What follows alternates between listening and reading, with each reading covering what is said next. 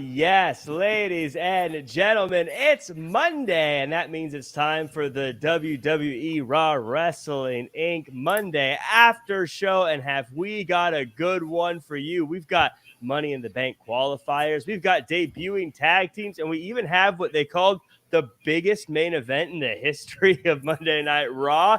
But before we get into all of that, let me introduce to you guys the team here. I'm Jack Farmer, being joined by none other than legendary referee Jimmy Korderas and the Spar with LaBar champion Justin LaBar. How you guys doing, Justin? How have you been, pal? I'm good. Summertime and the living's easy. Can't get much better than that. Jimmy, how have you been? Can't complain about the weather, and can't complain about what we've been watching lately. Well, you could, of course, but hey. Yeah, we'll find a way. This was we'll get into the show, but before the show went live, I noticed Twitter was astir about people backstage and how it was going to ruin everything. But I thought this was a fun episode of Raw.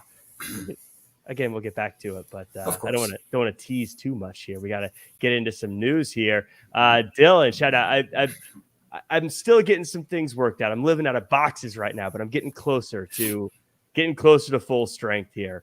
Hopefully I'll be, hopefully we won't have any weird shadow rooms and bad connections and things like that. So, though I could get a nicer background. You guys got nice backgrounds. I just got my prison cell blank background. You have nice lighting. You're nice and lit up. Exactly. I can see the hair. That's the important thing is the hair. As long as the hair is there, that's all I have. Let's chat about some news today, folks. Let's chat about first.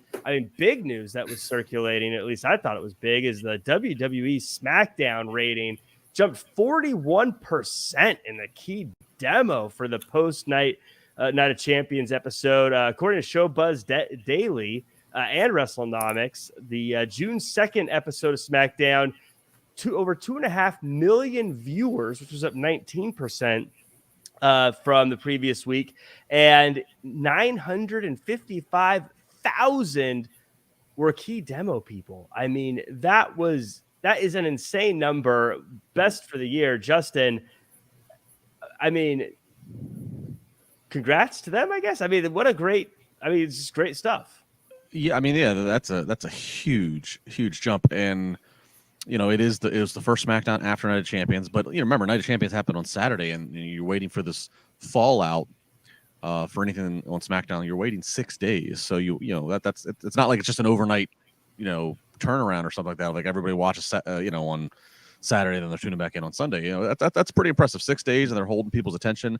I do think they were helped. I believe days all run together, but I believe last Friday they didn't have to deal with NBA and NHL competition for the playoffs. Somebody might correct me on that, but I feel like that's the case. But even so, that's still in any week to week, that's a huge jump. So certainly what's going on in SmackDown, which has the top players and the top story, is working. That there is no denying about that. SmackDown is the #1 show right now.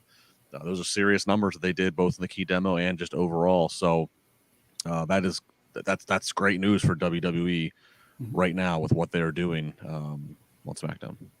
Yeah, Jimmy, I look at this and my first thought is a lot of times week to week we pour into the quarter hour ratings and look at all these little details and things. But what I see here is just good storytelling, building up momentum and getting bigger and bigger payoffs as they go. Absolutely. And the one story, as we know right now, the biggest story in all of pro wrestling is this bloodline storyline. It is connecting with people. It is because it's about family. Everybody has family, and a lot of family have, issues. Mm-hmm. And that's what we're seeing here. We're seeing a family that looked like they were all together. They were all on the same page. And then they throw little curveballs here, nice little twist, because you thought Jay was going to be the guy to kind of break things up. Now Jay looks like he's coming back into the fold, and then Jimmy goes off the rails, and then Solo kind of throws a little curveball in there. So there's little twists and turns, and it's got people guessing. It's not one of those deals where you go, oh, I see this happening next, and I see this happening next. It's got you guessing, but it's got you enthralled and wanting to see what happens next. Yeah, I've always said, at the end of the day, I tune in for the storylines. I mean, I love the good wrestling. I love the promos and everything else. I love the characters. But at the end of the day, it's the storylines that keep me coming back. And this one, every time I feel like they've ran out of juice, they've got more juice. And so, I look at this rating and I think we can all wring our hands about Cody losing at WrestleMania, but the ratings say otherwise. The ratings, they made the right call. The other thing, sorry to cut you off there, Jack, but the other thing you talk about, should Cody have won at WrestleMania and that sort of things. But then if Cody is your undisputed WWE heavyweight champion right now, and is he the number one storyline in the company, or is the bloodline story overtake that and people more interested in that? See, when the time comes for him to become that champion, if and when, he should be the top story, bottom line. I agree. I feel like I always believe that in most cases, there's exceptions to everything, but in most cases, your biggest star should be the champion, or he should be chasing the championship. And that's what Roman feels like right now. Yeah. Right. So yeah, I'm loving what they're doing. Good stuff. And clearly everyone else is, because everyone's tuning in. We also got a backstage update on Andrade's return.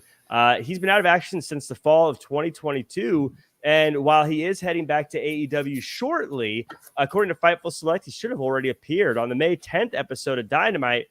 We saw backstage returns of Miro and Thunder Rosa going to address Tony Khan in his office, planting seeds for Collision to accommodate their vast supply of talent, as the article says here.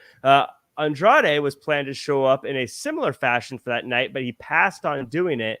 Despite that, he attended Dynamite the following week for some social media stuff. Justin, is there something to take away from the fact they wanted him and he turned it down, or is this something that's pretty common? I don't know about say common. I mean, normally if you get told this is what we're having for creative for you, do it. But I think what I take away from this is I think it's a guy who knows what he wants for the protection of his character and sees what makes sense and what doesn't.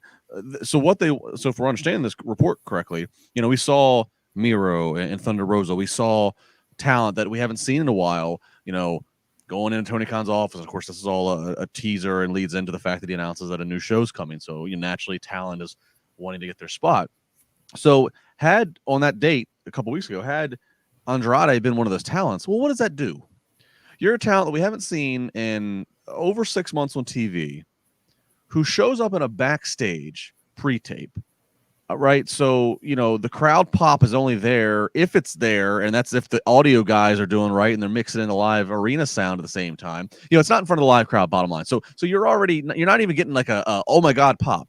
It's a backstage, and then you walk into an office, and then what? What have we seen since then from Thunder or Miro? Nothing. And I understand it's okay. It's tuned back in on June 17th. But if I'm Andrade, I see that's a terrible return. Like if I'm Andrade, I say, if you want to be part of Collision, great. Have me as a surprise appearance, with my first match back, or have me attack somebody, or whatever the creative calls for. But why do you need me as another backstage guy to walk into an office? Right. So what I take away is it's Andrade being a smart guy. He's part of the Ric Flair family now. I guess at least he's getting a little bit of an education of here's how you take care of yourself, kid. Mm-hmm. Yeah, it's a smart move. You're right, because you want that big surprise, that big moment when he comes back. And yeah, also looking at the date, I think maybe Jimmy, and I'd love your thoughts on this. Maybe a smart move, because I was looking at the date, May 10th. I was like, geez, that was a month ago that these people had their backstage segment. Like it's already so far in the past. I mean, a big pay-per-view has happened in between now and then. So much stuff has happened already. CM Punk's been announced being back again. That all feels like old news. So, I mean, maybe Andrade made the right call, Jimmy. Well, I think he did, because, you think about the Miro, obviously going into the backstage. Are people like buzzing about that? It's, I hate to put it this way, it's a forgettable moment. It wasn't something that popped. It was where that earth shattering kaboom was not there. You know what I mean? And for a company that likes doing surprises, it just, this is a right time to do one. And you got someone that the crowd knows, is familiar with. They want to see him, and have him show up at Collision, but don't, plant seeds or what. Let it just happen and let the crowd react organically. And that's when you're going to get your feedback and know, hey, this is a guy people want to see, so we need to do something with him. Yeah.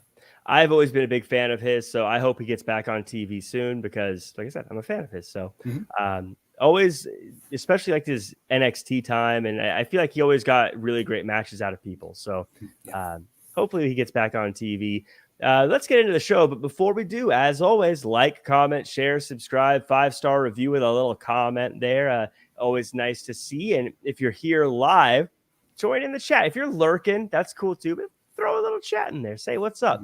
Also, shout out to everyone who's already in there. Bit Milligan, Stephen Camp, Dylan Matthews, John Helena. I haven't seen you in here before. Good to see you here.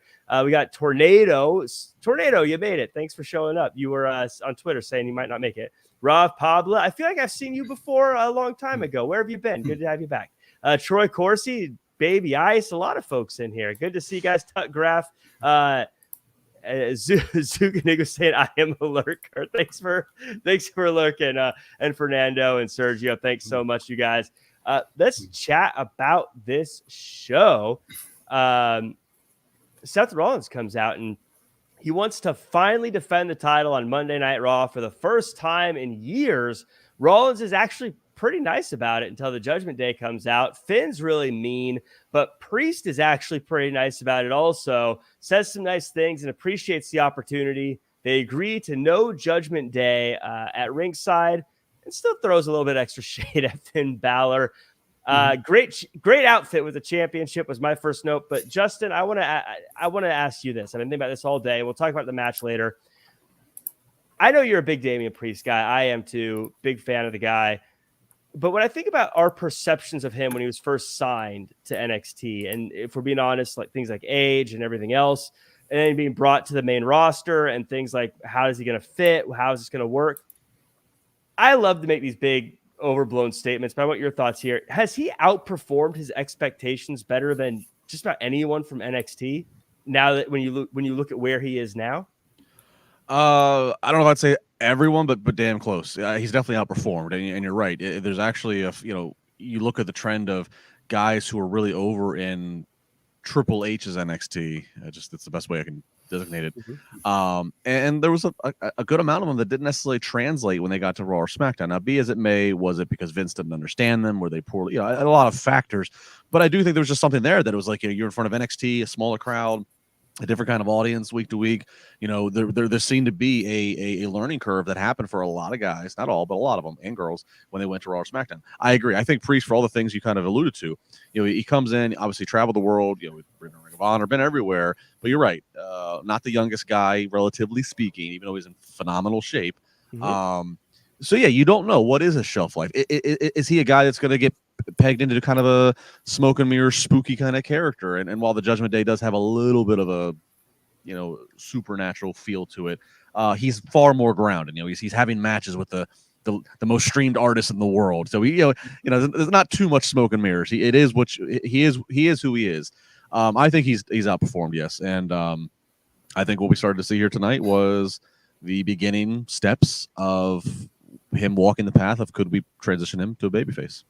Yeah, we'll definitely get into that as we get through to the end of the show. But yeah, Jimmy, I felt like Seth Rollins was great here, and I'm probably going to be gushing about him the whole night because we'll talk about it during the main event. But this really felt like Damian Priest is the guy, or he's one of the guys. He's in that top echelon, and I think that this promo in the beginning was the start of that. And much to Justin's point, I mean, the matches he's had, the people they paired him with, I mean, he's really knocked out of the park every opportunity he's gotten. Yeah, so far so good, and like you said in that opening segment in his promo, he exuded confidence, and it didn't feel like he was trying to portray confidence. It came off as confidence, and that's one of the things. Yes, we know about his in-ring work is very good, and the guy's talented. He's got size, he's got strength, he can move. Great for a guy his size. He again, when you talk about ticking all the boxes, he ticks all the boxes. It's just a matter of putting him in the right storyline. As for Seth as your champion, I know they're doing a heck of a job of trying to make this seem like such a big deal. I hope people gravitate more towards it, but at the same time, I'm just not, I don't know. It still doesn't feel as it should. They call it the Workhorse Championship. That was the title given to the Intercontinental Championship for many, many years. You know what I mean? So, Well, right off the bat, not to segue to or sidebar too much, but when you have one that's called the world title and one that's the universal title, I think it already puts in perspective. Because last time I checked, the world is in the universe. So only a part of the universe. So I think if you're really looking at scale, it would go universal title, world title, intercontinental title, US title, and then I don't know when they come up with the California championship or something, that'll be the next level. But it definitely, I feel like there's a hierarchy there now. You can just see by how big of an area they cover. I mean, they did try hard in commentary and stuff to make it feel like a huge deal, but it felt like, this is a pretty good main event, and that's pretty much it. Well, we got some other good matches in here as well. We got Becky Lynch versus Sonya Deville in a Money in the Bank qualifying match. Becky Lynch goes to work, but Trish shows up to make a distraction. Lots of outside shenanigans here, but Becky Lynch overcomes the odds and now joins Zelina Vega in the Money in the Bank match. Jimmy, we've talked about Becky Lynch a bit, but what I loved about this is I feel like we're getting back to the Becky Lynch overcoming the odds, but kind of struggling to it and not just being, I guess, like a super Cena, but like just like feeling like a tough fighter. Like I think is what made her popular in the first place. Right. And she was outnumbered here. She was overcoming adversity. That's what you want to see in your baby faces. And of course, nowadays, tough baby faces are what more people seem to gravitate towards. The only thing I didn't appreciate in this match, which I thought was pretty good, is the two ref distractions. Again, I hate going back to the referees. I don't think they were executed well because they put the heat on the wrong person. The way they were executed, the heat went to the referees because it made them look like they were intentionally turning their back, so to speak, and the heat was going to them as opposed to the heels. Other than that, I thought it was a good match. I thought the people were reacting well to Becky, and she's back on track and qualified for Money in the Bank, which is a smart move. Yeah, Money in the Bank. She's so far the biggest star in the Money in the Bank match for the women's side of things. I guess on all sides of things in a lot of ways. But Justin, is she the favorite, you think? I mean, she seems like the logical choice of who's available. Yeah, I mean, I think it's hard to imagine Becky in this match, and she's definitely one of the favorites. Whether or not she takes it, I don't know, but yeah, she's back on track. I mean, look, in my mind, I just look at WWE's women's division, and obviously they're trying to do some things with Zoe Stark, and they're trying to do some things to elevate and what have you. But for me, it's the biggest money match you have out there is to still go back to have a Rhea and a Becky. I mean, Becky's over like Rover, and Rhea's something special. So I think as long as Rhea's walking around with the title belt, and if Becky has a briefcase and you can milk that for a long time if you want, that's one way to go. Now, that's a very obvious, straightforward way to go, but it might be the most profitable way to go. Maybe they surprise us. Maybe Becky's climbing that ladder and some other younger or newer female talent gets it all for her. You'll have to wait and see once the match has all the participants. But yeah, I mean, I think Becky, if she's in the match, she has to be at least considered one of the favorites. There's no other way around that. Yeah. And by the way, baby ice, don't worry. I'm still team Trish. Don't you worry. That was the other thing too. Trish and Zoe came out, and it just felt like, yes, you don't want to see too much interference like you've seen before, but at the same time, they came out, they watched, and it felt like, so. Yeah, I get what you're saying. I feel like because they didn't really get involved, and there was already the double team or not even bad guys out there. You know what I mean? Yeah. Like, I don't think you needed the extra. No, there's not even tease that they were going to get involved. It was just like they came out, hey, we're here, hi. Right. I think that was just to remind us that they have issues, Yeah. but I think that's something that commentary could have handled. Exactly. No problem. But I did think it did make me think that maybe Sonya was going to get it, because I thought maybe they'll get involved and cost Becky, which did add a little bit of fire to that match, where if it was just Sonya and Becky, I'm like, Becky's going to win this one. Sonya doesn't stand a chance. But if there's shenanigans, shenanigans gives Sonya the chance. Gotcha. Speaking of shenanigans, Sami Zayn and Kevin Owens are talking about the bloodline, but Imperium interrupts them, and Gunther says KO lacks discipline, and Kevin Owens just wants to fight about it. So we get a match, and it felt like they were just daring anyone the rest of the show to try to top them with this match. Ends with Imperium getting involved, allowing Gunther to get the win with the deadly roll-up. Justin, I love these segments because it feels like the backstage segment was their way of saying we are officially done with the bloodline. And this match just was awesome. Yeah, it was awesome. And, KO obviously is one of the hottest baby faces on the show, and Imperium continues to look like stars. They're all of them are picking, Gunther here with KO, I think Kaiser with Riddle backstage. I mean, they're just picking fights with all the popular baby faces. That's easy booking here. And yeah, I mean, Judgment Day is still on the show, and maybe, again, as we keep teasing, how long is Judgment Day a thing?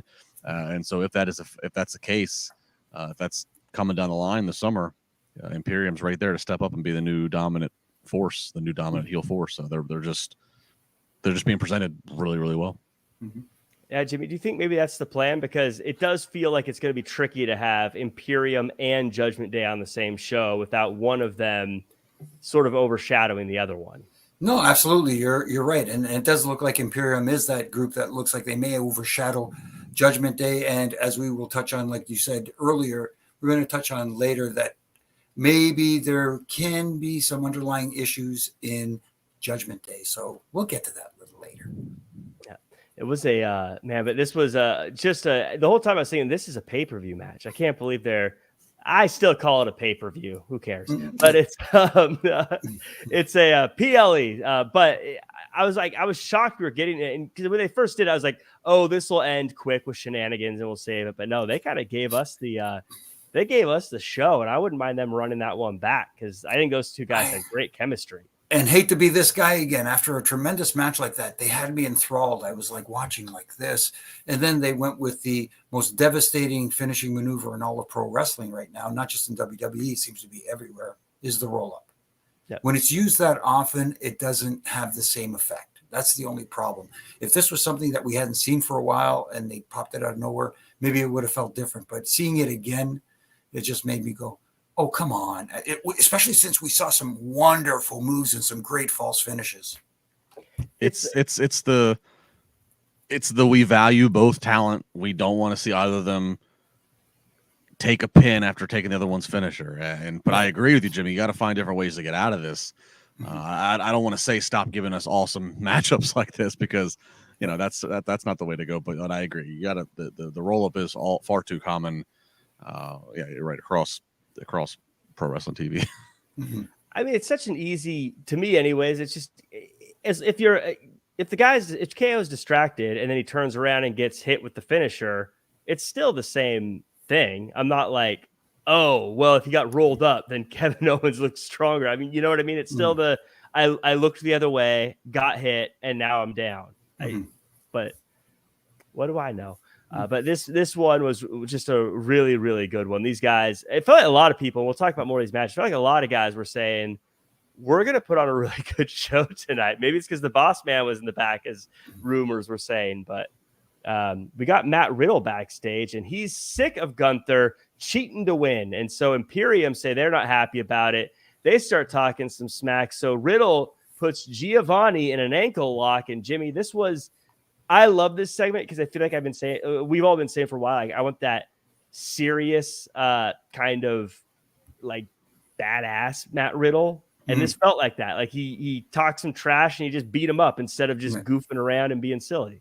It's okay to goof around and be silly, but you have to show some diversity at times. And that's what he did tonight. He showed a little bit of diversity and made people go, oh, I remember that guy from, if you happen to be watching from UFC, I remember that guy can do that. Yes, that's cool. And it elevated him. It made him feel like a badass. And that was the whole idea here. And it worked. Yeah, it looks like that Riddle will probably be the next challenger to that IC title. Justin, thoughts on Riddle here and thoughts on that, what I'm assuming will be the next matchup? Yeah, no, I echo what Jimmy said. You know, it's okay to be goofy and have a little bit of personality, or a lot of personality that Riddle does, but you do need to still, you can't just be the goofball. You gotta be able to flick a switch and make people fear you. You know, so yeah, I agree. I think this was a good, this is definitely the Matt Riddle rehab project right now. He disappeared for a while and now he's back, and it's unfortunately it seems like RK Bro probably never again to be, so he's flying as a solo star, and he's got a lot of the makings to be a babyface. He's got a good look. He's got great babyface facials and selling. The people seem to generally, be behind him. So he checks a lot of boxes, but he's got to prove. He's got to prove that that they can give the ball to him. He can run. And I think, if he's heading towards an IC title feud and program, look, traditionally, and Triple H is a traditional guy. Traditionally, it's you earned your keep of the IC title program. If you could hang there, you were within 12 months of being world title main event picture material. So I could see that being the timeline here for Matt Riddle. Yep, I could see it. And for Gunther, I feel like he's probably knocking Gunther, at that door right now. I mean, if he wasn't so busy breaking records as the IC champion, he'd probably be already there. Yeah, I mean, Jack, I'd say this. I'd say this to about anybody, but it would especially match up considering what I just said with Riddle. Whenever Gunther loses his IC title, whenever that's going to be, I have to assume the next day, the focus in the booking room is, all right, how do we move Gunther towards a world title? Now, and if he was to lose it to Matt Riddle, that would be a huge accomplishment for Riddle to stop that streak that Gunther's on. So that would really elevate Riddle. And if he gets that title again, that's him proving that he can do its ass in a high profile situation. But yeah, whenever Gunther drops it, if you're a world title holder, you better be looking over your shoulder. Right. A lot of people in the chat are saying that they think Dragunov is going to be the one to dethrone Gunther or to join Imperium. They've had some bangers in NXT. I don't know if that necessarily means that they're tied at the hip for the rest of their lives, but I wouldn't mind seeing them have another one. But I feel like Dragunov's got some time in NXT. I think if he didn't get drafted, then they've got plans for him in NXT for a little bit before. Seems that way. That's for sure. The call up.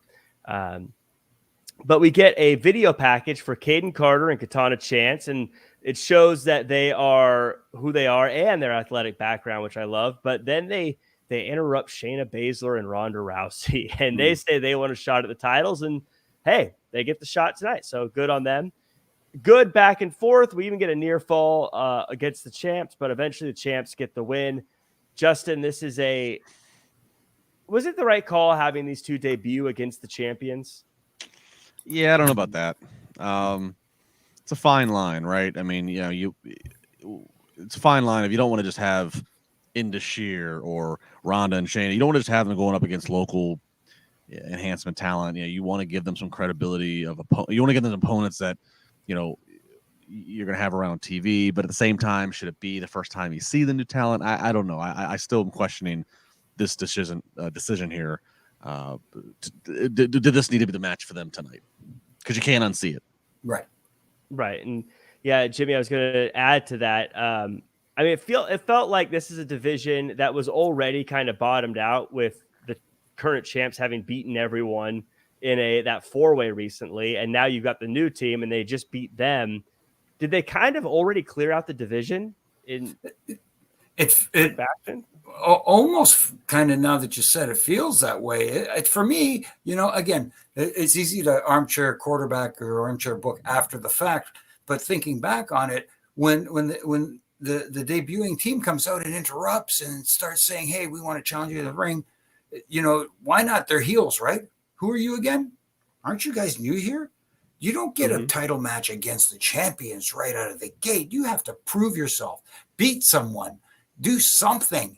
Anything. You don't get your first match against go off on them and stuff like that before you have this match, because I don't think, even though we saw some good stuff from Carter and Chance, it didn't elevate them.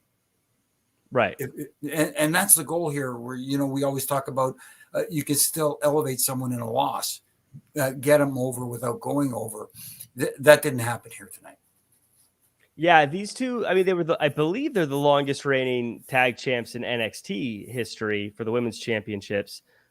So they could be good champs, but yeah, Justin, to your point, now that I've seen this, I'm like, I almost feel that there would have been more. It would have elevated them, the NXT girls. It would have elevated them more if they would have talked a little, because like Jimmy's right. Why do you get a title shot on Raw the first? Talk a little smack. Invite Ronda and Shayna to your grounds. Say, come on down to NXT and have something in NXT. And I think then the psychology and the dynamic is now is changed to where you can have a match. Ronda and Shayna can still win, but I still feel like, the NXT girls are the home team, so I don't know. I think that would have been a different approach. And again, as Jimmy said, we have the luxury of now sitting back here and watching them, having done that 2 hours ago. We can critique how it came off, right? But I don't know. I would have done it differently. It didn't. I don't think that match should have gone down the way it did on Raw tonight. I will say what I did love about this debut from this team was that video package and how they didn't just say, hey, we're from NXT, we like to party, but we also like to fight. But they were actually showing, hey, I played basketball, I was on Ninja Warrior, they have athletic backgrounds. It's not just, hey, we party. Question for you. Was this the first video package we've seen of them on Raw? I believe so, yeah.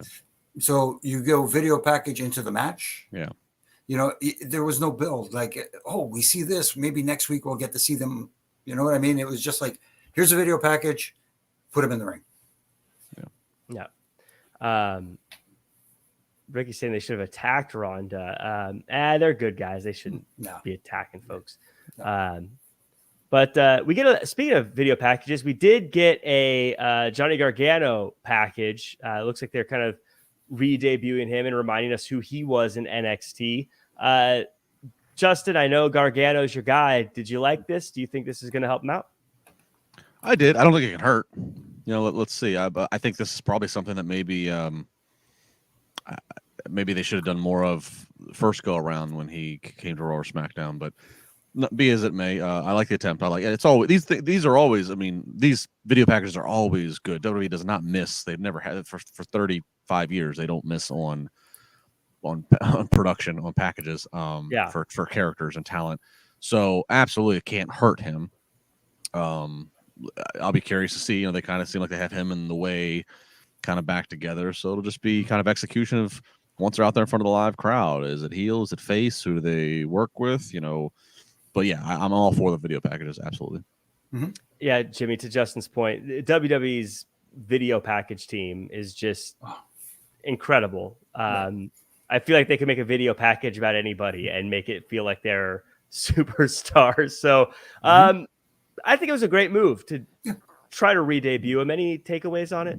No, I think Justin covered it really well. Like you said, these video packages are supposed to help get you enthralled and get you interested in a talent. And Johnny, of course, Gargano is very recognizable to the WWE universe because he has been on TV, but he's been off for a little while. And now this re-debuting, now people are starting to think, because it's almost like we heard a different Johnny tonight.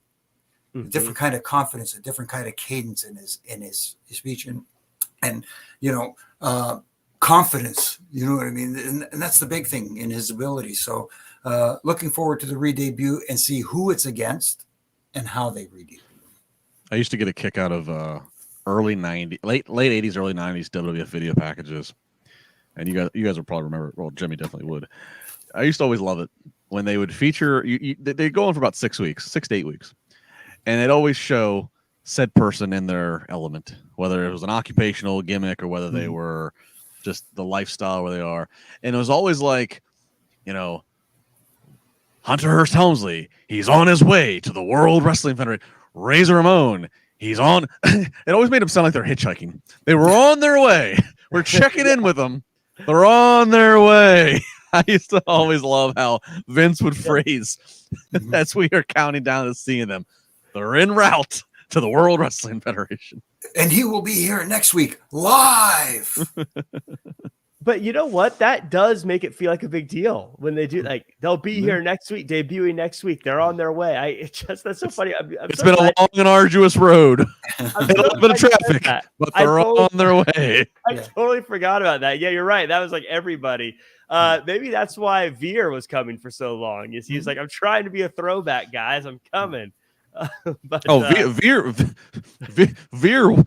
Veer walked from India until he ran into water, and then he took a rowboat. Right, he took his time, man. But we, yeah, that was good. Yeah. So we move on, and we got Ricochet and Bronson Reed talking some smack, and I thought Bronson Reed made a pretty good point about beating Ricochet, but not getting a shot at Money in the Bank. Shinsuke eventually walks in, and then we're going to get Ricochet versus Shinsuke. Match here is basically summed up at the end when Bronson Reed shows up and just smashes both guys. Justin, I know you're a big Bronson Reed fan, and you're a big fan of that big move he does, the tsunami. Was I the one that noticed the crowd chanting one more time after he hit it? Yeah, I saw it. The crowd right there in the hard camera section. They were chanting. They were making noise. First, it was you saw actual boos. I know there's a debate. I know WWE does it. You hear piped in sound, and you don't see people moving. But there are people up actually doing this old fashioned number, reacting. But then there was another portion of the crowd that were chanting after they gasped and saw this move live, and they wanted to see it again. Poor Ricochet. So. Yeah, I mean, I keep saying it's going to take a little bit of time, but Bronson Reed, he's a sight to see. He's an attraction, and people, I feel like, we're slow and steady. We're sticking with it. We haven't gave up. Look, in the past, WWE would have had Bronson Reed out there for a month. It wouldn't have been, shot to the moon like they hoped, and so he would have been chasing a 24/7 title backstage. They're sticking with it. They're not forcing it. They're sticking with it. And I feel like tonight's crowd in Hartford, Connecticut, of all places, started to really give some response to Bronson Reed. So I like it. So one thing I love about this too, Jimmy, is Corey Graves, really great commentary here, where there was a little bit of like in the corner, Ricochet and Shinsuke were there. You could tell waiting for Bronson, and it looked a little. It didn't look like they lined it up the way they wanted to. But Corey Graves right afterwards says, yeah, Ricochet was trying to warn Shinsuke, and that's what they were doing. Sometimes I don't think we give him credit the way he covers up some stuff with his commentary. That's one of the things. Good catch there, by the way. Because Corey has developed into one of the better color guys in the business. And also, like you said, when stuff happens, because miscues happen in pro wrestling. It's inevitable. It doesn't matter how good someone is. Every once in a while, something like that is going to happen, especially on a live televised program. But Corey covers up everything so well. But he also threw one line out tonight about the crouching tiger, hidden dragon line. Oh my goodness. I don't want to butcher it by trying to repeat it, but he's awesome. Yeah, he said something about it being like a documentary to yes. Yeah. Just really great there. I thought that this match was fun, and it was, you never like to see the DQ ends. You always want to see someone get a win-win, but I thought this worked out. I think everyone came out great. In this case, it worked because you had two guys wrestling each other, and the crowd was kind of divided, not knowing who they wanted to see win and lose and cheer for, because they're both technically baby faces. And then you have the big heel come out, even though they did chant one more time. It's almost like they said, thank you, because we didn't know what we wanted in this. And again, I still love the way Bronson just drags people to that corner just with one hand. Just like, I don't know why. For some reason, I get a little giggle out of it every time because it's so effortless for him too. Like he has no struggle. He just grabs her hand and drags him over. Like I'm hitting it from this corner, and this is how it's gonna look. We get an Alpha Academy segment backstage. They're officially a team with Maxine Dupree. And now Gable is trying to teach Maxine to stand up to Valhalla, and she has the perfect outfit for it. Justin, unfortunately, this feels like it's the end of Maximum Male Models, but we may have something. It's like recycling. You get rid of one thing and you get something new in return here. Yeah, for those guys, Mansoor, and I mean, it's sorry, you might have just lost your meal ticket to TV time right now, for at least temporarily. But yeah, this is This is the E. This is the entertainment. Mm-hmm. I just hope they don't rename them Triple B, considering Chad called them Brain, Brawn, and Beauty. Anyway. Hey, stealing our gimmick. Yeah, we own the triple and then a letter after it. There's no one else in wrestling history that has the triple and then a letter after it. That's just us. Well, MJF has a Triple B. Yeah. Never mind. Forget I said anything. Hunter. Yeah. So that looks fun. I'm glad that they're just. I think that WWE just or whoever just realized like this is money. Let's just quit. Mm-hmm.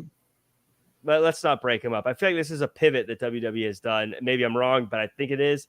And again, I think that's where WWE is so good. It is just pivoting when it's time to pivot and getting to the making it work instead of saying this is our path and we're not deviating no matter what.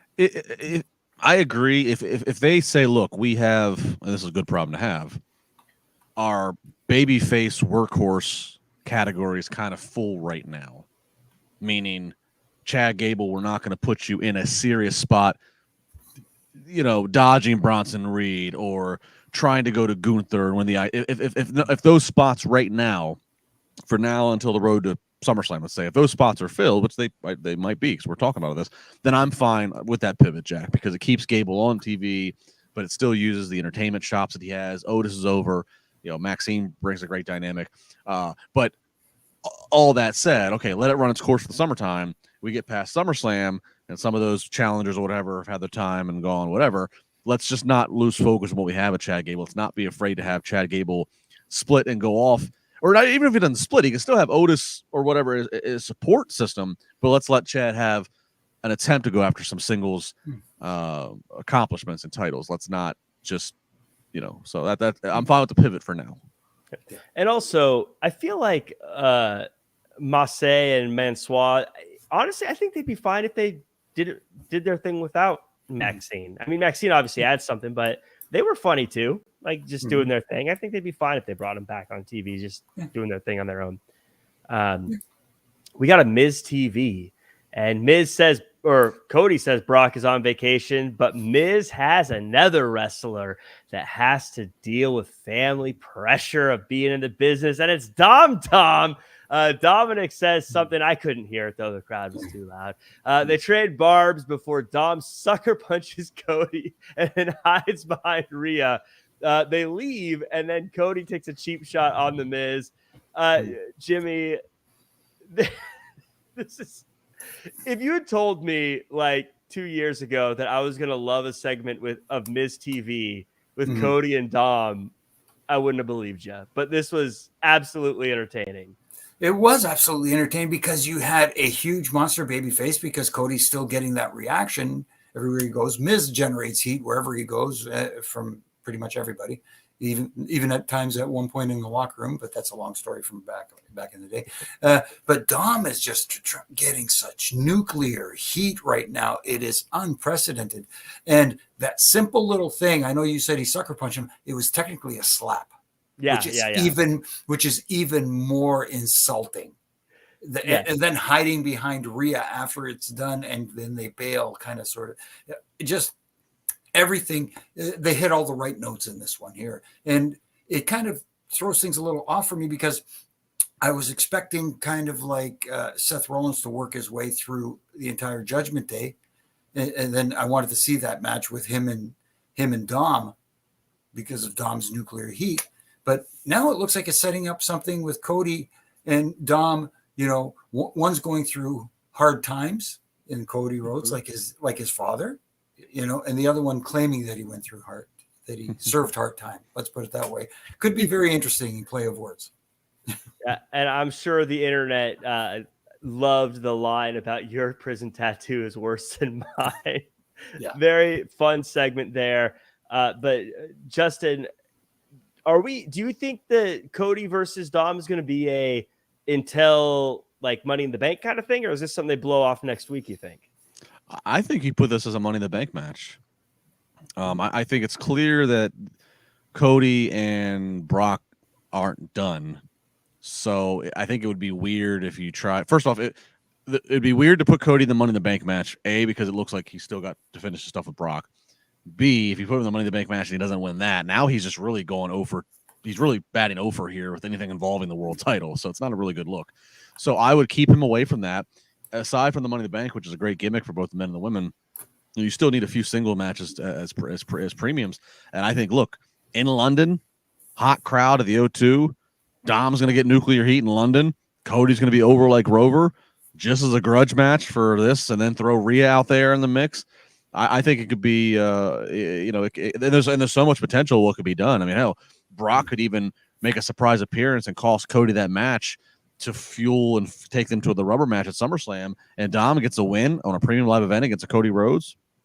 It's all about how you execute and do it, but just in the summary version I just gave you there's a lot of things that can happen here that could be a lot of good for a lot of people. Yeah, lots of good stuff. The one thing that I get why they did it, but I did kind of feel like at the end, like, that was kind of a jerk move by Cody to hit Miz. Miz didn't actually really do anything to him. He was just, I mean, he did bring out Dom, but I mean, I don't know if that deserves getting hit with a cast. Well, he did throw that line early in the Miz TV where he said that Cody looked dashing. Yeah, the little.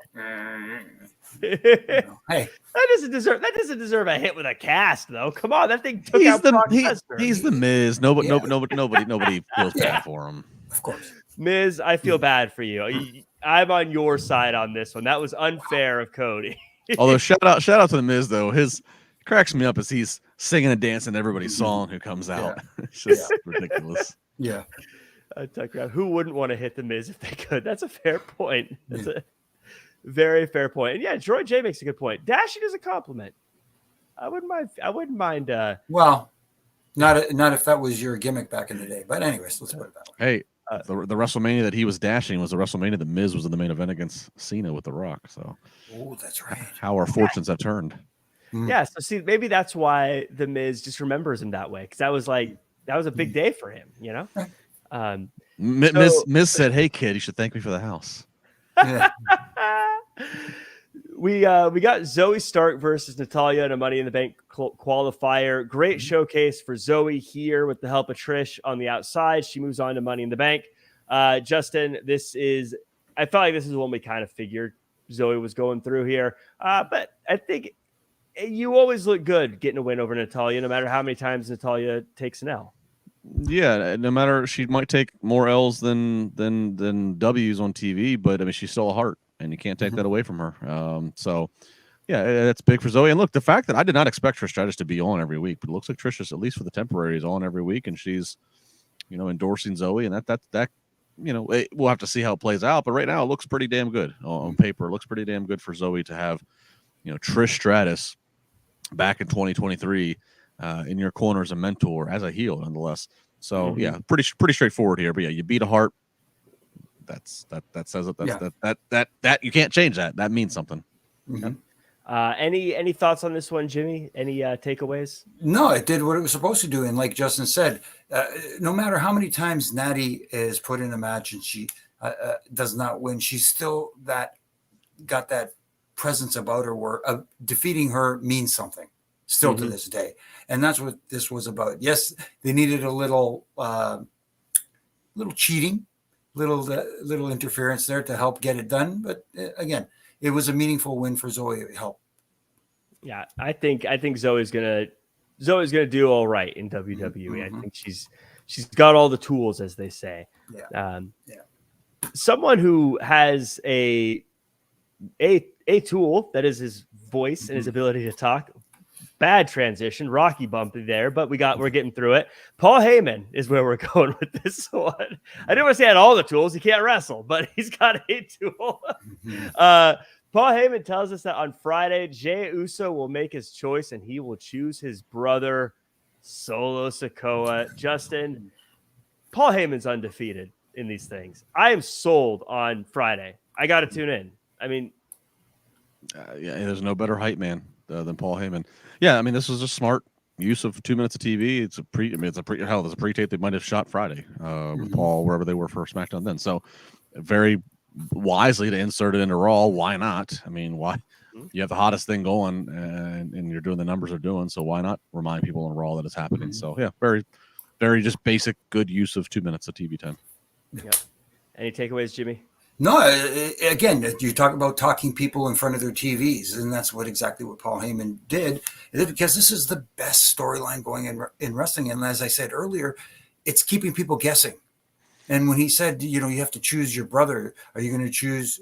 And making the reference, you may have been in the womb together, but this guy is, and so on and so forth. I can't recite it word for word, but Paul Heyman is just a master at getting people interested in whatever he talks about. And he did that here tonight and making people want to tune in Friday and go, oh, let's see what happens here.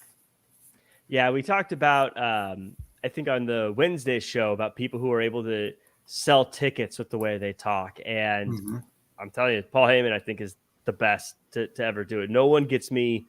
I mean, he could get me interested in any matchup ever, I think, just by talking about it. And he's just so good at it. Well, and that's an element of, the long standing rumored match that we've all fantasy booked and wondered whatever happened. It would be the ultimate, coup to the bloodline, as of course, Dwayne "The Rock" Johnson coming back and challenging the tribal chief, the head of the table. But one thing that I think, besides all the marquee value, besides of the story value of it being family, one element we don't often hear talked about in the fantasy booking is you would get to have The Rock on the mic opposite of Paul Heyman selling to a WrestleMania or SummerSlam or whatever big event. That would be, and you only need one or two times for them to be live in the ring. A lot of it could be pre-tapes and whatever, but those one or two times when they are live, standing there with live grenades to throw at each other. Exactly, Jimmy. Yeah. This they're so good. This whole storyline has just been so good about always leaving the little dovetail at the end that says, but there's something next week you got to tune into. Every single time every time we're like, okay, they're done. They have just a little bit of but I got to see what happens on the next show, and then I'm done. And it's just incredible. It's like watching Lost or one of those other Lost is an old reference now, but you know what I mean, like Breaking Bad or Succession, where they're like, I got to figure out what happens on the next episode. Right. Something where we figured out pretty quick: Indus Sher versus the Hurt Business. Still Hurt Business to me, guys. It wasn't really a match. It was more of a slaughter. And Indus Sher gets a big win over two guys that are former champions. Jimmy, I think a lot of us still have a place in our heart for the Hurt Business, but wasn't their night tonight. No, and I like the fact, and again, I hate to not to correct you, but it wasn't even a match. They just did them in, and the referee just decided not to call it, because I didn't hear a bell to start it unless I missed it. So it's kind of like, I like the different feel here. Hey, we don't need a match against this guy. We want to show you who we're just two brutal human beings and beat the crap out of these guys. So a little bit different. I don't want to see it every week. Don't get me wrong. But in this case, this is the first team, because we've seen them go against quote unquote enhancement talent for a couple of weeks. Seeing them face two named guys, and they even mentioned that they were former tag champions. Now you're going, okay, let's see how they do against these guys, but not letting it get underway and taking them out. I kind of sent a little message, and it was kind of different, and I was okay with it. Yeah, Justin, the good side is, to Jimmy's point, it does feel like they're slowly elevating the level of competition as opposed to just another couple of unannounced guys. Yeah, kind of to the point of what I talked about earlier with the women's tag match of, you don't always want to see enhancement talent, but at the same point, is the right time to beat guys. I mean, Shelton Benjamin's still he's just a gem. I mean, he's just, his place on the card is just not to be a thriving mid-card guy. He's just there to do what's asked of him. But this was a way, by not having the match actually take place and be official, it was a way to protect Sheldon and Cedric, but also using the cachet of credibility they have to say, oh, look at the Indus Sher just whooped them before the bell even rang. So like Jimmy said, you don't want to overuse this, but they seem to be, back to investing in Veer, and in this case Indus Sher, and they got Jinder out there, part of the presentation. So if this truly is a group that you have plans for and are trying to put them maybe in the tag team title mix down the line here, good call for the booking tonight. And then it wasn't a super chat, but we got a little bit of extra time here before we wrap up. But we got Praying and Squatching. I don't know what interesting name there, but Jericho or Foley could talk them in the door better than Paul, Jack Farmer. I think everyone's preference on who's best on the mic is a preference thing, but I think when it comes to actually selling tickets, Paul, it's different than just being good on the microphone and selling tickets. Like The Rock is the most entertaining person on the microphone, I think, by entertainment standpoint, but actually selling me on a matchup, I think Paul Heyman is the guy, if that makes sense. No, it does make sense. For my dollar. No, it absolutely does. We get to the main event here. Rollins versus Priest. No Judgment Day. Biggest main event ever on Raw. Justin, to me, I kind of alluded to it earlier. This whole match, to me, was about telling us that Damian Priest, with or without help, is a top-level guy on Raw. And he didn't get the win, but I think this whole show was about beating it into our heads. Damian Priest is a world title caliber wrestler. Yeah, just the gimmick. While on TV, the gimmick is, oh, Damian's going to be in trouble. He can't have backup. But in the grand scheme of things, as we peel behind the curtain and the X's and O's, not having Judgment Day out there to help him is ultimately there to get Damian over. Yeah. Seth's not dropping the title on his very first night, but that doesn't mean you can't make Damian Priest look good and look very competitive, and you can't, as an audience member, you go, wow, I can see this guy. Maybe not tonight, but I could see him down the line. And then, they what they did with Finn, who comes out against Damian's wishes, and they tease Damian, even kind of looking disappointed of, why are you out here? This all sets up that, here's a guy, as we talked about, Damian's done all the things that's asked of him. Working with Bad Bunny, both as a face and a heel, and he's got a good look. He's bilingual. I mean, he again checks a lot of boxes, as we've said a couple times tonight. But it's very true for Damian Priest, and he's not going to win that world title tonight. But I think he's definitely, again, a guy that they're positioning to where he's somebody who should be looked at as a top face sooner than later. And perhaps Judgment Day in their mind has ran its course, because if Finn and Damian have a thing.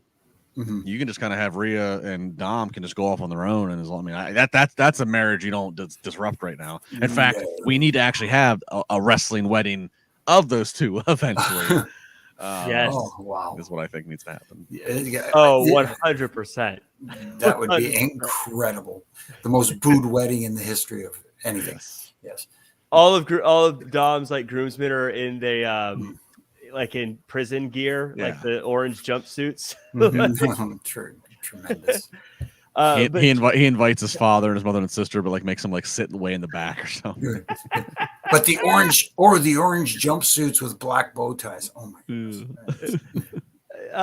Jimmy, is this the right time to split up the Judgment Day? If they take their time and do it and tell the story correctly, because it looked like, when we talk about planting seeds, there were small little seeds planted with little looks from Damian tonight, giving Finn a little bit of that side eye, so to speak, and all that stuff. There's a way to do it where you don't want to rush it.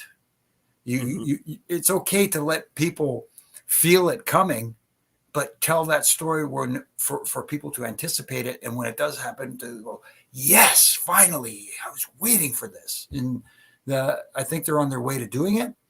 But like Justin said, you don't have to split up everybody and have them go 4 separate ways. The Priest and Finn could go their way, and let Dom and Rhea stay together and just do their thing, because right now the heat he's getting is magic. Yeah, because that was my thought when they were on Miz TV, is I was thinking, really, Dom and Rhea don't need the Judgment Day. And I hate saying don't need, because a lot of people don't need stuff, but it makes them cooler. Cody doesn't need the pyro, but it makes it cooler. But at the same time, I was thinking the whole dynamic of Dom and Rhea is Dom and Rhea. The fact that Finn is there or Priest is there isn't necessarily the important part. And if you could get Damian versus Finn out of this or something, I don't know. I think you could split them up, have Imperium ascend to the top of the food chain as far as groups go on Raw, and be fine. Of course, I like Judgment Day, so I'd be okay with this stuff around too. Okay. But to me, it looks like we're getting Finn versus Rollins probably at Money in the Bank. And Justin, which would probably be a good idea because it's going to be across the pond. Yeah, and again, you want to have if I don't know what we don't. I'm sure we'll find out soon if Roman's going to be doing something to Money in the Bank. But yeah, like I said earlier, you still need to have other premium matches aside from just the 2 Money in the Bank ladder matches. So yeah, let Finn give his best attempt to Seth. Obviously, there's a lot of history there, dating back to the Universal title, which they kind of alluded to a little bit tonight, and maybe Finn tells Priest, "Are we, well, who knows what maybe he says, I don't need your help out there," or maybe he does need his help, and there's a lot of ways we can go with that. But like Jimmy said, this is a story to tell, but let's not force it. Let's not put it on warp speed just to get to a certain deadline date. Right. Yeah. Well, I think that does it for the show. This one was a pretty quick one. I know a few people in the chat were mentioning Drew McIntyre showing up and attacking Seth after the match instead of Finn Balor, but I think Finn Balor works pretty well too. Mm-hmm. So I want Drew McIntyre back as well, but I don't think it needs to be that way. As we wrap up, Justin, final thoughts. Where can the world find you online? All the fun stuff. Yeah, it was what it was. It's a Raw that's built into an exciting premium live event. I think the Money in the Bank has moved into the Big 4, or maybe you call it the Big 5 at this point. Qualifying matches, I like it. Makes the gimmick match feel that much more important when you have qualifying matches. And yeah, so a lot of things to be excited for in terms of, like I said, different Riddle and Priest, different people starting to be positioned a certain way. And at Justin LaBar across the socials, here on Monday nights, here on Wednesday nights, Friday morning on Busted Open on Sirius XM radio. So hit me up there. Yep. And Jimmy, how about you? What did you think of the show overall, and where can the world find you? Overall, I thought it was fine. I thought we had a nice variety of things. We had some good in-ring matches. We had some good talking segments, a little bit of everything. And, obviously you could tighten some screws, but at the same time, not a bad start on our way to Money in the Bank. And as far as where you can find me, here on Monday nights with Triple J most of the time, and on Wednesday nights, covering Dynamite. And with Justin and Issa usually. And of course, on Wednesdays, Reffing It Up, the podcast with my good brother in stripes, Brian Hebner, and our host, RJ, drops. And this week, our special guest will be none other than, unfortunately, Tony Chimmel. So we will, I can only imagine what that's going to be like. Boy, you talk about bringing back some old memories, that's for sure. And you can catch me doing my Ref and Rants on all my social media platforms from Monday to Friday. And like I said, little critiques, not to tear down, but to help tighten screws, in my opinion. And I want to thank everyone who has joined us in the chat tonight. Killer a Demon, Samantha, Tuck Graff, Leonard Jones. By the way, Big 5, WrestleMania, Royal Rumble, Survivor Series, SummerSlam. Money in the Bank, and SummerSlam. Yeah. That's fair. Yeah, Leonard, it used to be referred to as the Big 4. You'd have Rumble, Mania, SummerSlam, Survivor Series, but for the longest time I thought Survivor Series became an antiquated kind of concept of this day and age. So I thought Money in the Bank kind of moved itself in the Big 4. Or if you want to show love to the November show, then we'll say it's the Big 5 now. There you go. Yeah, just to be nice. But Dream Realm Studios, Ricky Zaldivar, Baby Ice, and Samantha, and Dylan, and Adam, and everyone else, and Justine, and Majestic Marie, and everyone else. Appreciate you all so much for being here. You can find me at Real Jack Farmer across all social media, and I will be back for the Thursday show with Raj on Wrestling Inc. So you can check me out there. Also, you can see everything I'm doing on social media. That's the best place to do it. Thanks so much for joining us. I thought it was a great episode of Raw. We'll see you guys tomorrow for the NXT After Show.